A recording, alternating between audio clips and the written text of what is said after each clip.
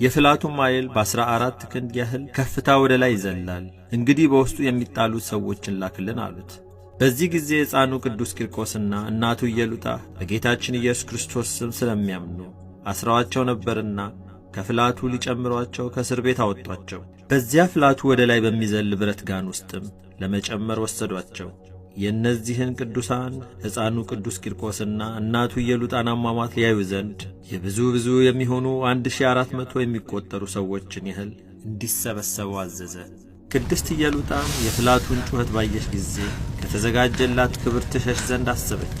ልጇ ቅዱስ ቂርቆስ ግን እናቴ ሆይ ከዚህ የብረት ጋን ግርማ የተነሣ አትፍሪ፣ ድንጋጼም አይደርብሽ። እግዚአብሔር አናንያንና አዛርያን ሚሳኤልንም ከእቶን እሳት እንዳወጣቸው ሁሉ እኛንም ከዚህ ከእሳት የብረት ጋን ሊያወጣን እንደሚቻለው አትጠራጠሪ። እናቴ ሆይ ከዚህ ከሚያልፈው ዓለም ጭንቀትና መከራ ለመዳን በማያልፈው በዘላለም እሳት ለመቃጠል ትመርጫለሽን? ይህስ አይሆንም፣ ይቅርብሽ። እነሆ እግዚአብሔር በመካከላችን አለ፣ ይረዳናል። እናቴ ሆይ ቅድስት ሶስናን ከመምህራን አይሁድ እጅ ያዳናት እኛን ከዚህ እሳት ጋን ያድነናል። ነቢዩ ዳንኤልን ከአፈ አናብስት ያዳነ እርሱ እኛንም ከዚህ የጋን ፍላት ያወጣናል። ይልቁንም እግዚአብሔር በዚህ የብረት ጋን ውስጥ ገድላችንን ልንፈጽም ፈቅዶ ከሆነ ጻድቅ ኢዮብ ንብረቱንና ገንዘቡን ልጆቹንና ሚስቱን አካሉን ባሳጣው ጊዜ እግዚአብሔርን አመሰግነዋለሁ።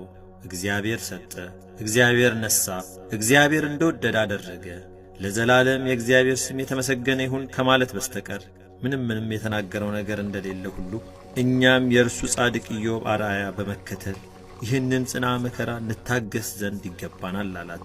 ነገር ግን እናቱን በዚህ ምክር ሊያጽናና ስለደከመ ቅዱስ ቂርቆስ ዓይኑን ወደ ሰማይ አቅንቶ አቤቱ አምላኬ እግዚአብሔር ሆይ ይህችን ወዳጅህን ከርስት የምትለያት ከሆነ እኔን ከባለሟልነት መጽሐፍ ፋቀኝ።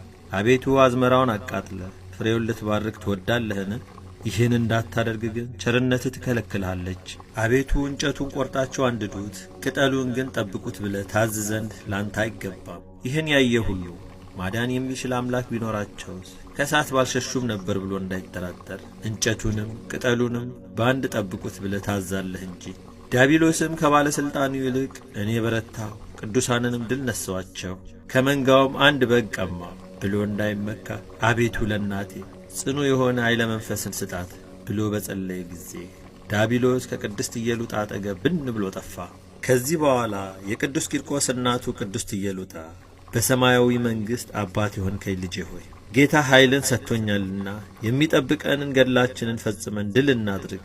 እነሆ በብረት ጋን ውስጥ